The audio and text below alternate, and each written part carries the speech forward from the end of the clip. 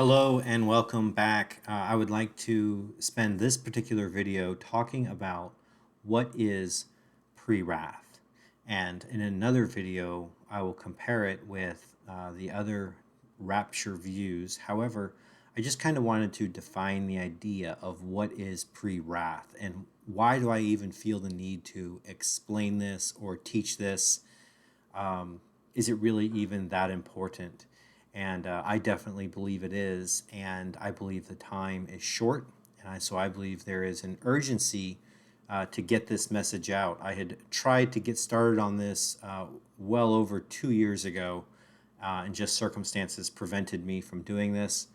But I am just making myself do this now because I feel like in the present climate we are living in, people need to know what the future is going to hold according to Scripture. And so I take that very seriously. And so this opportunity, I do not want to waste it. So getting right to it, the idea of pre-wrath is simply God is going to rapture his church before he pours his wrath out on the earth. And so, some people teach that there is a future tribulation period, and that is the same as, one and the same as God's wrath. And so you might hear the term pre-tribulational or mid-tribulational or post-tribulational rapture. I'll compare pre-wrath to those in probably the next video. But for the purposes of this video, I want to point out that idea that there is a future 7-year tribulation and that is one and the same as God's wrath simply cannot be supported from the Scripture. It's simply not true. And we will look at the Scripture and you will see for yourself exactly what I'm talking about. But so really, as we consider the idea of pre-wrath, there is a time where God said in multiple prophets, repeated multiple times throughout the New Testament by multiple New Testament writers, and explained in great detail this idea of the day of the Lord.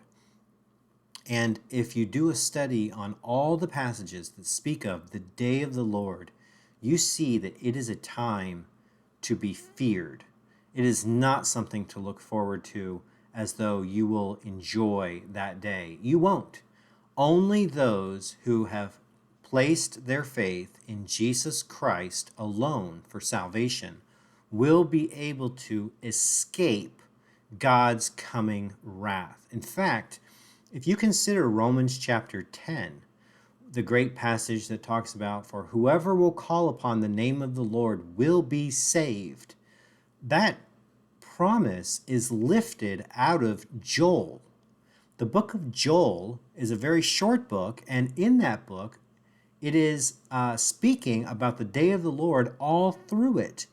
And so the context of Joel is that if you will now call upon the name of the Lord and be saved, you will be saved from God's wrath. And see, that's the point of the Christian gospel, is that Jesus took the wrath of God on himself when he died on the cross. He died in our place, taking God's wrath upon him.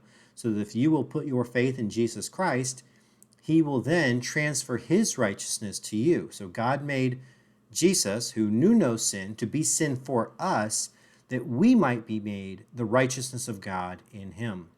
And so due to what Christ has done for us, he has provided a means of escaping God's wrath.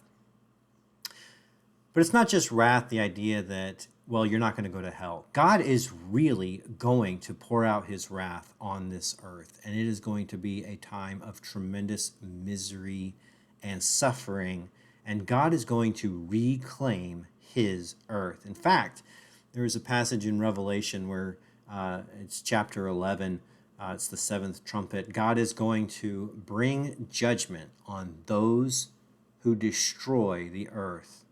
So God is holding everybody accountable for every thought, every action, and motive. And he is going to bring a righteous judgment. But those who will accept that Jesus has taken their place, you can be saved from God's coming wrath. And so you will not experience that. So when you look at a timeline, if you consider a chronology, you will see that God is going to rapture his church before the day of the Lord. And again, we will get into the scriptures, but I just wanted to define the idea of what pre-wrath is. And so this will be seen very clearly throughout Matthew 24 and other parallel passages and the writings of Paul. And we'll get into it, and stay with me. Thank you.